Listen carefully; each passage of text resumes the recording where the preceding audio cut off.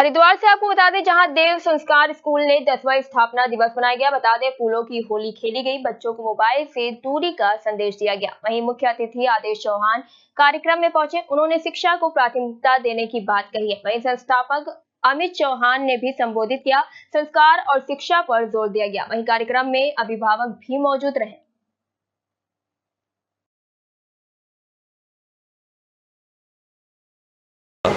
तो मैं यहाँ पर आकर सभी बच्चों को शुभकामनाएं दी है, बधाई दी है। और ये लगभग 10 साल पहले भाई अमित जी ने और उनके पिताजी ने इस संस्था की शुरुआत की थी। और ये 10 साल की अब तक का जो उनका सफ़र रहा है, ये अपने आप में बहुत उत्साह वाला और बहुत आनंद वाला है, क्योंकि जिस तरह से लगातार स्कूल के अंदर बच्चों की संख्या बढ़ती जा रही है, तो वो स्कूल का जो मैनेजमेंट है, जो उनकी टीचिंग स्टाफ है, उसके द्वारा जो बच्चों को शिक्षा जिस तरह की दी जा रही है, ये उसी का परिणाम है। लोगों का, आम अभिभावकों का विद्यालय के प्रति विश्वास बढ़ा है। तो मैं आज यहाँ पर आकर सभी बच्चों को मैंने शुभकामनाएं दी है। बच्चों ने जो यहाँ पर कल्चरल प्रोग्राम प्रस्तुत किए हैं, वो भी बहुत सुंदर थे। छोटे छोटे बच्चे बहुत कॉन्फिडेंस के साथ में अपना जो भी उनको एक्ट दिया गया था उसको प्ले कर रहे थे। अपने संबोधन में मैंने कहा कि आजकल बच्चे, क्योंकि मोबाइल की जो जिन बच्चों को लत लग जाती है बहुत छोटी एज में, अब नर्सरी केजी के बच्चे, फर्स्ट क्लास के बच्चे, उनमें कहीं कहीं ये हैबिट्स आ गई हैं कि वो बिना मोबाइल के दूध नहीं पी रहे हैं, बिना मोबाइल के खाना नहीं खा रहे हैं। तो मैंने सभी पेरेंट्स से निवेदन किया है कि स्कूल की तो बहुत महत्वपूर्ण भूमिका है। बच्चे हमारा भविष्य, परिवार का भविष्य, देश का भविष्य है। इनको संभालना, संवारना और इनको आगे बढ़ाना, दरअसल ये हमारी भी सबकी जिम्मेदारी है।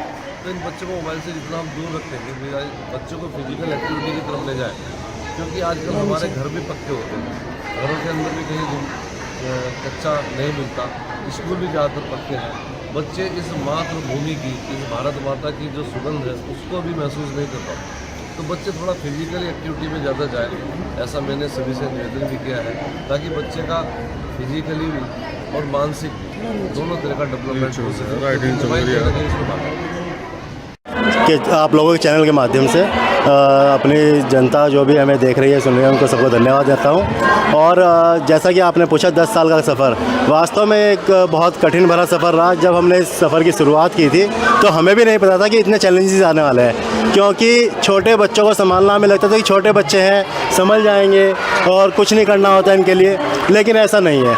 छोटे बच्चों को संभालना बहुत बड़ा काम है। इवन मैं तो कहूँगा कि जो 10th 12th के बच्चे हैं वो आसान होते हैं संभालने, और नर्सरी के बच्चों को संभालना बहुत मुश्किल होता है। बच्चा यहाँ आकर के अपनी माँ को ढूंढता है, अपने परिवार को ढूंढता है। तो वो कमी हमारे टीचरों ने पूरी करने की पूरी कोशिश की है कि उनको, बच्चा जब हमारे स्कूल में आए तो उसको अपनी मम्मी की, अपने पापा की, अपने घर की कोई कमी महसूस ना हो। बिल्कुल उसको खेल का वातावरण, अपने हाथ से उसको खाना खिलाना, नींद आने पर जब बच्चे, जो उनका शेड्यूल चेंज हुआ होता है, दिन में सोने की आदत होती है, उनको दिन में सुलाना गोद में लेकर के, तो ये सब हमारे टीचर्स ने किया है। इन 10 सालों में ऐसी कौन कि सबसे पहले तो मेरा परिवार, जिसने मेरे हर कदम पे साथ दिया है, फिर मेरे भाई, मेरे दोस्त, और मैं उन लोगों का स्पेशल थैंक्स करना चाहूँगा जिन्होंने हमारे ऊपर ट्रस्ट किया, अपने बच्चों का एडमिशन हमारे यहाँ पे किया। और निश्चित ही जहाँ तक मुझे लगता है कि हमने उनके विश्वास को परिपूर्ण किया है, और तभी आप देखेंगे हमारे विद्यालय में जो एडमिशन शुरुआत में हुए हैं, उनमें से 80% स्टूडेंट्स आज भी हमारे यहाँ पर हैं। क्या देव संस्कार अकेडमी जो है थोड़ा बड़ा होने वाला है, और हमारा जो फ्यूचर प्लान है आने वाले 3-4 सालों में 12वीं तक का प्लान हमारा है यहाँ पर।